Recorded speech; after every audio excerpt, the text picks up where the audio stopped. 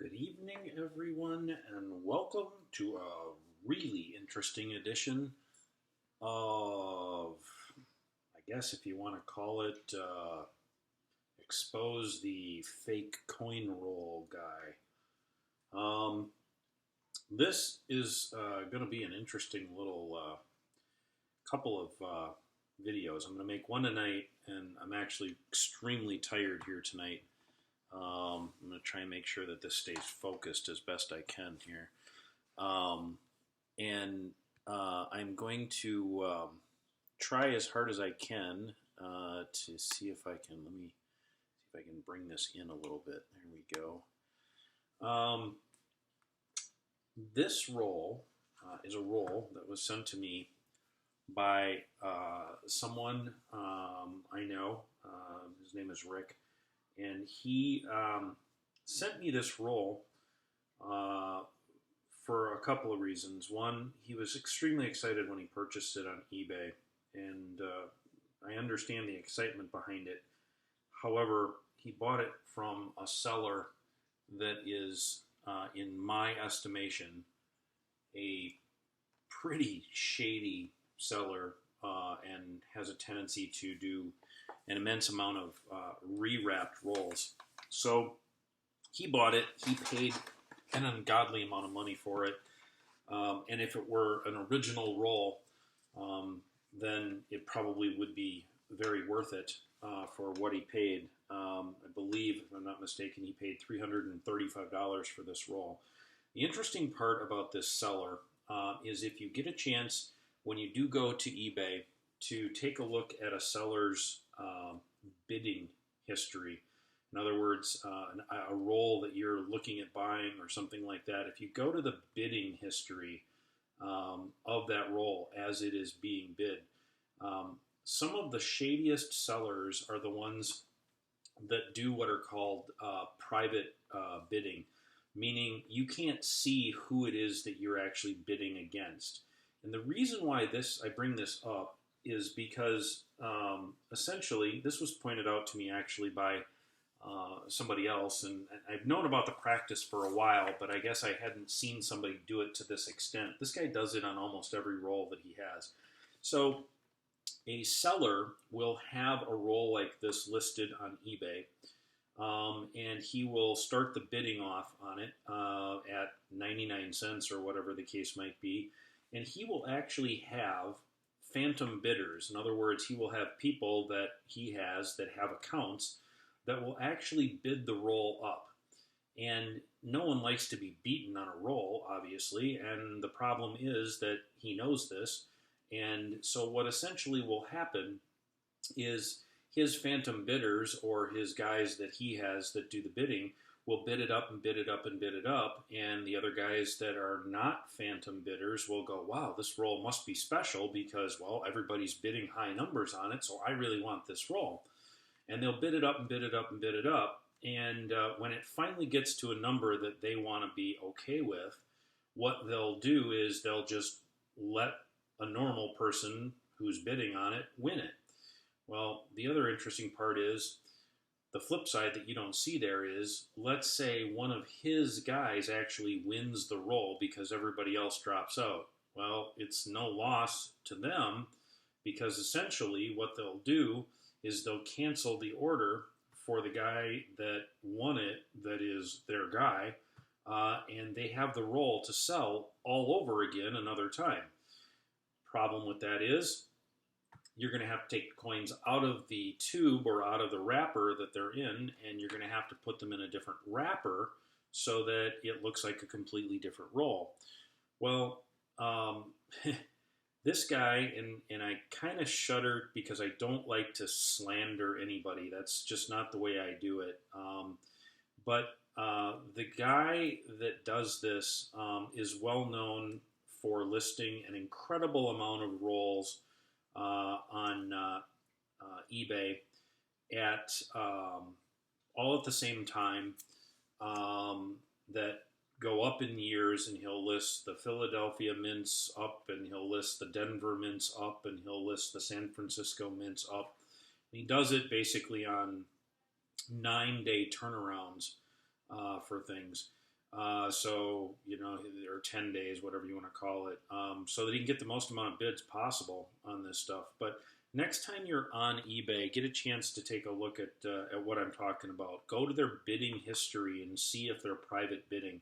And if that's the case, my recommendation is stay away, because there are probably bidders out there that are bidding that are guys or women or whoever, doesn't matter what, I guess, or who, that are probably their own people that are bidding these rolls up.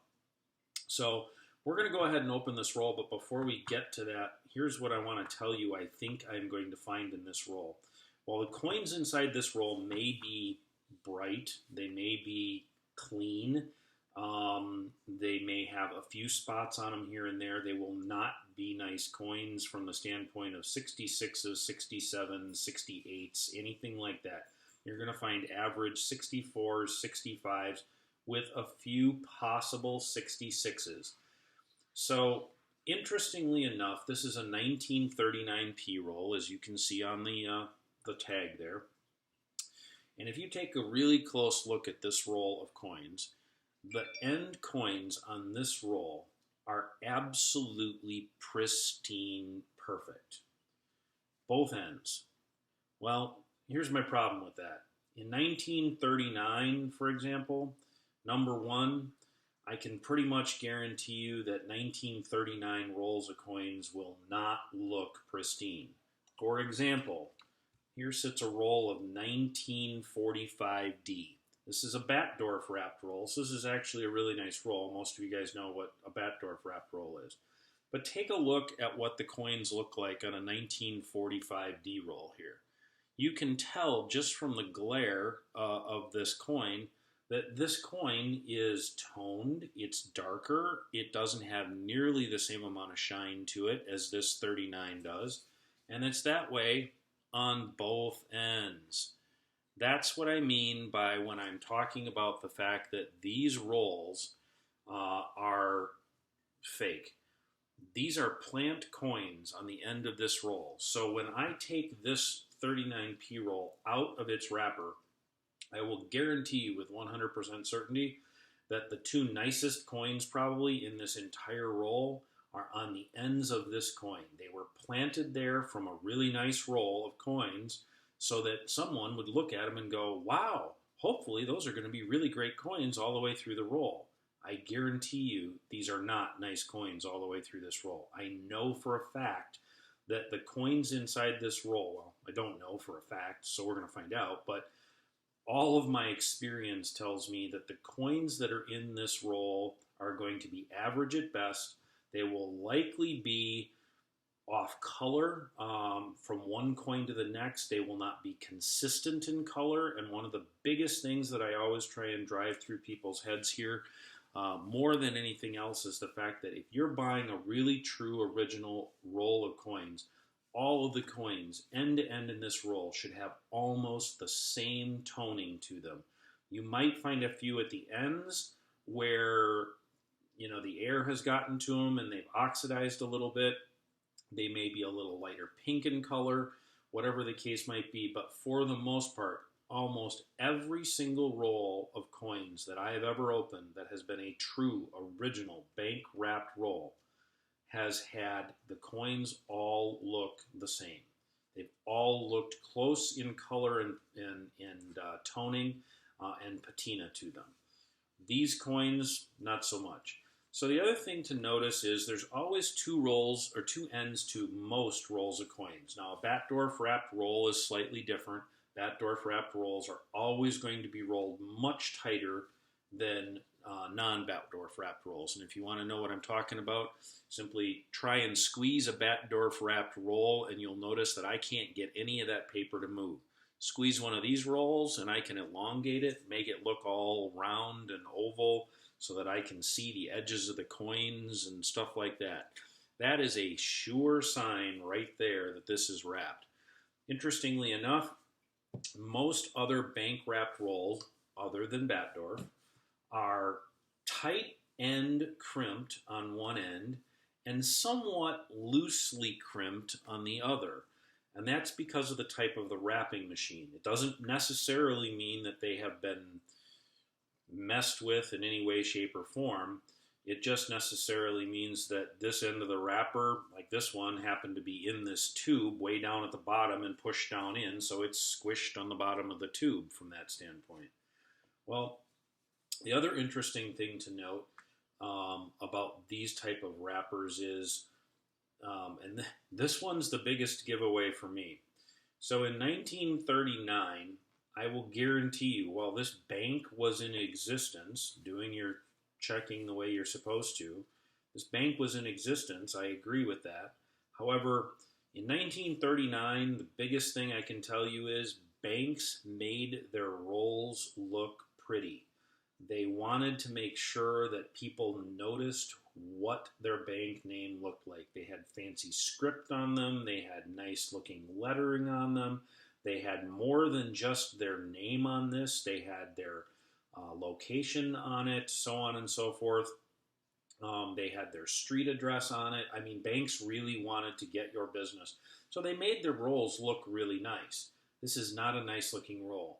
I will actually take and go out on a limb here and say that this wrapper is either A, probably printed by someone else, a regular, I guess if you want to call it a regular craft paper wrapper that has been printed to made to look old, or this roll actually is most likely from the late 40s or early 50s. That is when banks actually started dialing back how they had their wrappers look in terms of, you know, the printing on them and stuff like that. Here's a good example right here. This is a 1957 roll that I have. You'll notice that the printing on it is small. They have a little bit of information as to where their city is, and it's actually red, not craft paper. For the most part, banks wrapped their coins in red wrappers all the way back into the 1930s. And to make sure that you guys understand what I'm talking about, this is a 1936 S roll. This is an original bank wrapped roll. I know this because I've had numerous rolls from this same bank, from this same collector, with this exact same logo on it from 1936 all the way up until the mid 40s. It was the exact same wrapper because the guy that collected them lived down the street from this bank. Take a look at the lettering on that and see what I'm talking about. This is a 1936 wrapper. It's in a red wrapper. This is what they looked like in the 30s and in the 40s and so on and so forth. And this is what a coin should look like from this era. Take a look at how that looks. It's actually almost brown in color. Both ends are actually not bright coins. They're actually very much a toned coin from the standpoint of what they look like on the ends. So now that I've spent almost 15 minutes explaining all of that to you, hopefully you guys are getting the point as to what I'm saying when it comes to the fact that this is not an original wrapped roll. The person that bought it, unfortunately, thought that they were really getting a great deal, and hey, you know what? I totally understand. There's a lot of people out there that haven't spent the amount of time on wrapping and research and stuff like that that I have. They haven't seen nearly as many wrapped rolls as I have. And again, I will also drill this into somebody's head or everybody's head if the best I can. 95% of the rolls that I buy, when I buy big batches of rolls, 95% of the rolls that I buy are in tubes. And I find rolls of coins that are so incredibly gem in tubes from collections that are old and stuff like that. They're not in wrappers. In all the years I've been doing this, I would say at most I have seen maybe half a dozen coin rolls that have been wrapped in wrappers come out of the rolls that have been just absolutely blistering amazing gem coins. Some of the and most of those have all been in Batdorf wrappers, by the way, just so you're aware. Very rarely have I ever found coin rolls that look amazing that are in wrappers that have the slanted cut to them, or in some cases even have a regular straight seam. That's a whole other video there. So I appreciate you guys looking and watching and paying attention. I know I have not opened this roll, but there's a lot of in-depth explanation that goes with this, and I want to make sure that everybody understands what I'm talking about. So I am going to call it an evening this evening because I am extremely tired. I have been at work since about 5 a.m. this morning. My eyes are just not able to focus, so I want to be able to do this fresh in the morning. I will open this roll tomorrow and post the video on YouTube for you guys, so I hope you will all come back to take a look at this and see whether or not the coins inside here are what I think they are. Let's hope I'm right, and let's hope I don't embarrass the heck out of myself tomorrow and that I open this roll and it is absolutely pristine gem, because if I do, well, it is what it is. So thank you very much for watching, and stop back tomorrow evening when I do the rest of the video. Thanks, guys.